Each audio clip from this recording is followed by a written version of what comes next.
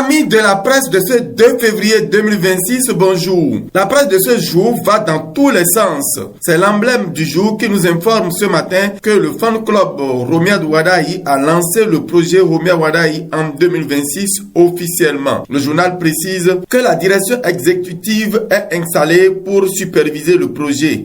Le quotidien revient au Parlement pour annoncer que le 10e Parlement s'apprête à ouvrir une nouvelle page. L'événement aura lieu ce 8 février à Porto-Novo au Palais des Gouverneurs. Le coopérant vient préciser à sa une, je cite, « Assemblée nationale, Louis Vlavonou clôture la deuxième session ordinaire de 2026. Ceci marque la fin des activités de la 9e législature. Place donc à la 10e. » Au sujet des accusations de la junte du Niger, le coopérant écrit à sa manchette que le Bénin oppose la constante de la vérité et la responsabilité. Léandre Rumbedi analyse et dégage les vraies raisons qui sont ailleurs et prône que le Bénin doit opter pour le calme, la retenue et la responsabilité. La même actualité intéresse le journal La Boussole qui nous rapporte ce jour insécurité au Niger. Le vrai foyer du chaos est à Tilaberi, pas au Bénin ni en Côte d'Ivoire. Et pourtant, Tiani Soptine a accusé l'extérieur pour masquer son échec.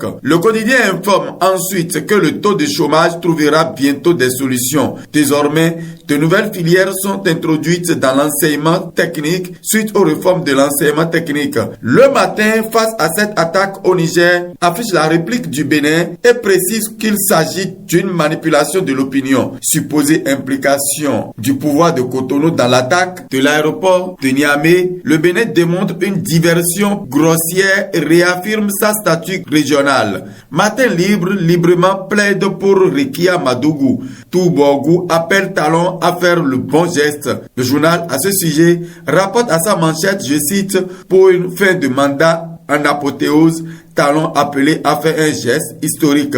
C'est une attente de la jeunesse. Le chronomètre se rend à la Cour suprême et rapporte que un élu bière de Dangbo qui ne sait ni lire ni écrire est déchu par la Cour. Le témoin actuel nous fait remarquer que l'heure de remerciement a sonné. Michel Missipodé remercie d'une part les militants bières d'Avrancourt et appelle au calme pendant que Philippe Meto-Evi adresse à ses militants de Gomesota remerciements et engagement. Finissons avec le télégramme qui affiche la photo de Alassane Tigri et annonce que le parti Les Démocrates appelle à une justice impartiale suite à la détention de l'ex-ministre Alassane Tigri dans l'affaire coup d'état déjoué. Mes amis, un faux militaire est condamné à 10 ans de prison pour une vaste escroquerie, 10 ans de prison pour lui.